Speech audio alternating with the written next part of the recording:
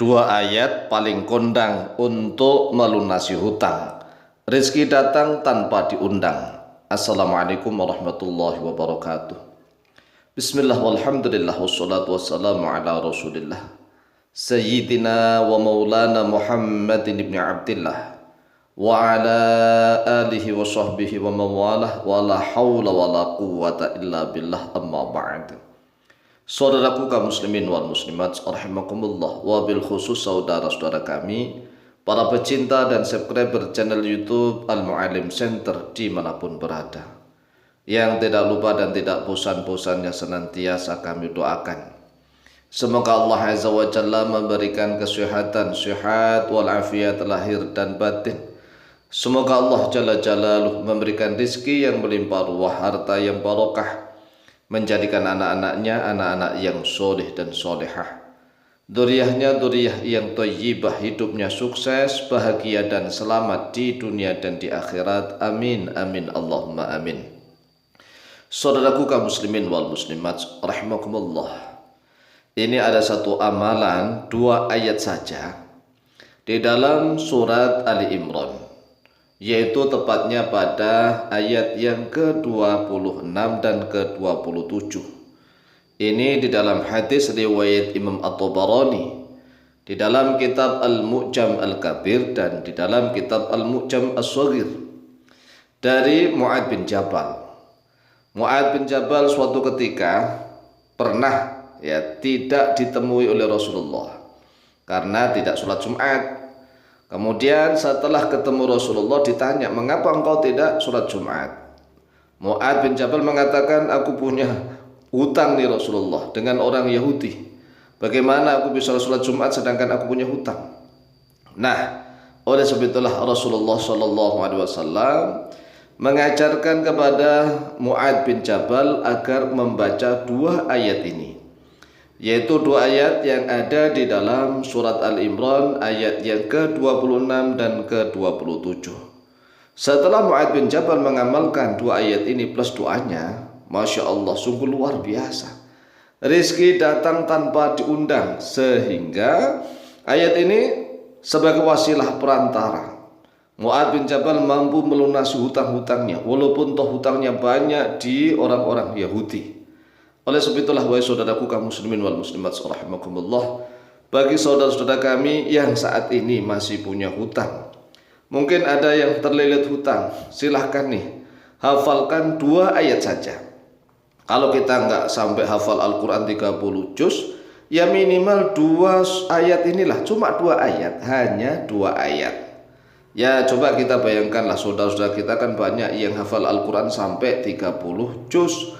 Lah masa kita hanya menghafalkan 2 ayat saja kita mengeluh kemudian menyerah. Aduh, 2 ayatnya kok agak panjang begitu. Oleh sebab itu jangan mengeluh dan jangan menyerah. Ayo dihafalkan hanya 2 ayat. Kita ulang-ulang ayat ini.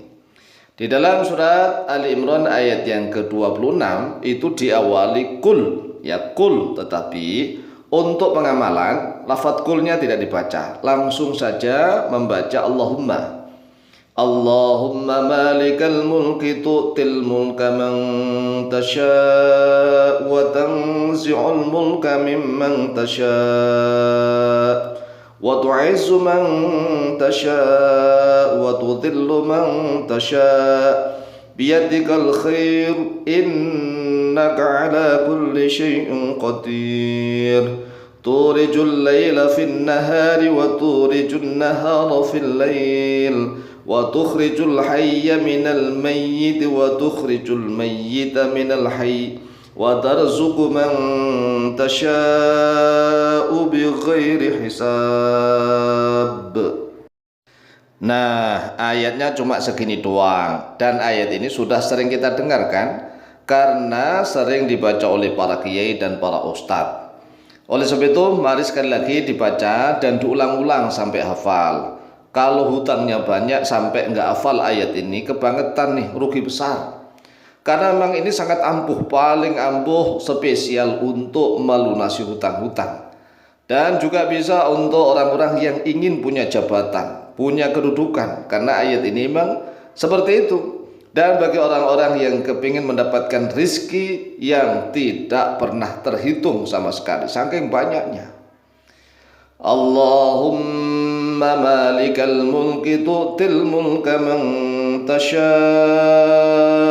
wa tanzi'ul mulka mimman tasha' wa tu'izzu man tasha' wa tudhillu man tasha' biyadikal khair innaka ala kulli syai'in qadir tulijul layla fin nahari wa tulijul nahara fil layl wa tukhrijul hayya minal mayyit wa tukhrijul mayyita minal hayy wa tarzuqu man tasha'u bighairi hisab.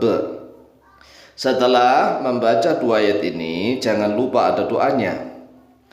Doanya sebagaimana yang sudah diajarkan oleh Rasulullah SAW. Doanya begini, Ya Rahmanad Dunya wal Akhirati wa Rahimahuma. Diulang, Ya Rahmanad Dunya wal Akhirati wa Rahimahuma. Tu'tihima man tasha' wa tamna'u minhuma man tasha' irhamni rahmatan tughnini biha ar rahmati man siwak. Coba mari kita ulang lagi doanya. Ya Rahmanad Dunya wal Akhirati wa Rahimahuma. Tu'tihima man tasha' wa tamna'u minhuma man tasha' irhamni rahmatan tughnini biha ar-rahmati man siwak. Lah kalau ingin cepat hafal, putar diulang lagi ya, video ini diulang lagi. Sekarang kita akan menerjemahkan agar tahu artinya. Ya Rahmanad Dunya, wahai Allah pengasihnya dunia, wal akhirati dan pengasihnya akhirat. Allah yang maha mengasihi, maha memberi dunia maupun akhirat. Wa rahimahuma dan yang maha mengasihi, menyayangi. Jadi kalau Rahman itu kasih, kalau Rahim sayang. Wa rahimahuma dan yang menyayangi dunia akhirat. Tu'tihima memberikan oleh Engkau ya Allah hima kepada dunia akhirat man tasya kepada orang-orang, kepada siapapun tasya'u yang menghendaki oleh Engkau.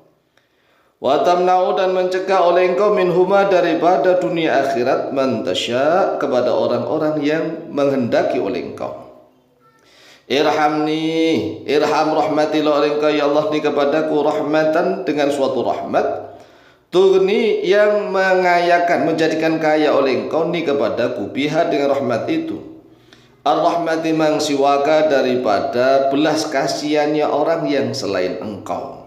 Nah, dua ayat ini dibaca kemudian plus doanya. Doanya tatkala membaca doa mengangkat kedua tangan mohon kepada Allah. Kapan diamalkan? Kapan saja. Tetapi ini dibaca di luar sholat ya. Di luar sholat artinya tidak dibaca di dalam sholat. Bisa ba'da sholat, bisa sebelum kerja, bisa sebelum tidur. Yang penting mengamalkan dua ayat ini, kemudian berdoa kepada Allah. Insya Allah mustajab biidznillah.